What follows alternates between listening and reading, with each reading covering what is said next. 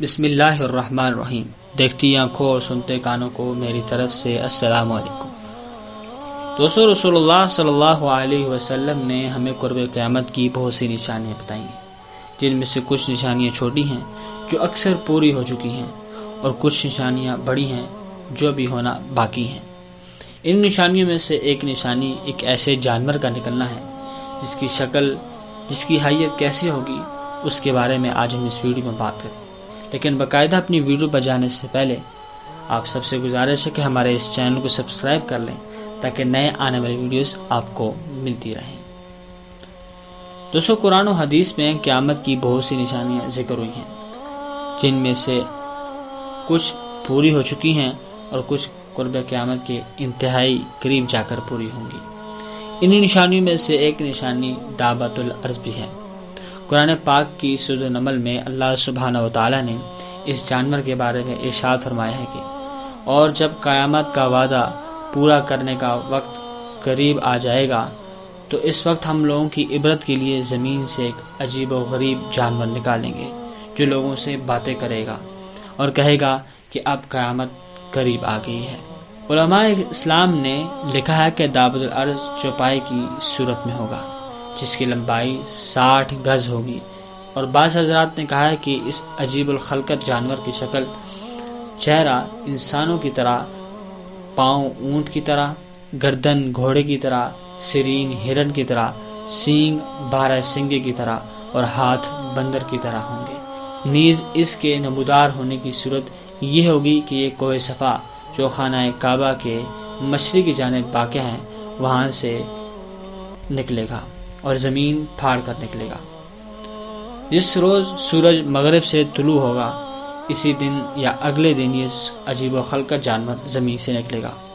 مکہ مکرمہ کا صفا پہاڑ پھٹے گا اور اس میں سے یہ جانور نکلے گا، لوگوں سے کلام کرے گا، جس طرح اللہ تعالیٰ نے اپنی قدرت سے حضرت صالح علیہ السلام کی ناقہ یعنی اونٹنی کو پتھر سے نکالا تھا۔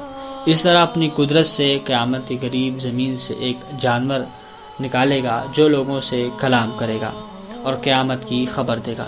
یہ دابۃ الارض مومنوں کے چہروں پر نور کی نشانی لگائے گا، جس سے مومنوں کے چہرے روشن ہو جائیں گے، اور کافروں کی آنکھوں کے درمیان ایک مہر لگائے گا جس سے ان کے چہرے سیاہ ہو جائیں گے۔ دابۃ الارض کے بارے میں روایت میں آتا ہے کہ اس کے ایک ہاتھ میں حضرت موسیٰ علیہ السلام کا عصا ہوگا، جس سے وہ مسلمانوں کے چہرے پر نشان لگائے گا۔ اس طرح مسلمانوں کے چہرے روشن ہو جائیں گے، اور اسی طرح دوسرے ہاتھ میں حضرت سلیمان علیہ السلام کی انگوٹھی ہوگی، جس سے وہ کافروں کے چہرے پر نشان لگائے گا اور ان کے چہرے سیاہ ہو جائیں گے۔ حضرت عبداللہ بن عمر رضی اللہ تعالیٰ عنہ سے روایت ہے، وہ کہتے ہیں کہ میں نے رسول اللہ صلی اللہ علیہ وسلم کو یہ فرماتے ہوئے سنا، ظاہر ہونے کے اعتبار سے قیامت کی نشانیوں میں سے سب سے پہلی نشانی آفتاب کا مغرب کی طرف سے طلوع ہونا اور چاش کے وقت لوگوں پر دابۃ الارض کا نکلنا اور ان سے اس کا بات کرنا۔ ان دونوں مذکورہ نشانیوں میں سے جو نشانی پہلے ظاہر ہوگی اس کے جلد ہی بعد دوسری ظاہر ہو جائے گی۔ دابۃ الارض تمام شہروں اور علاقوں میں اتنی تیزی کے ساتھ دورہ کرے گا کہ کوئی بشر، کوئی فرد اس کا پیچھا نہ کر سکے گا، اور دوڑ میں اس کا مقابلہ کر کے اس سے چھٹکارا نہیں پائے گا۔ جہاں جائے گا ہر شخص پر نشان لگاتا جائے گا۔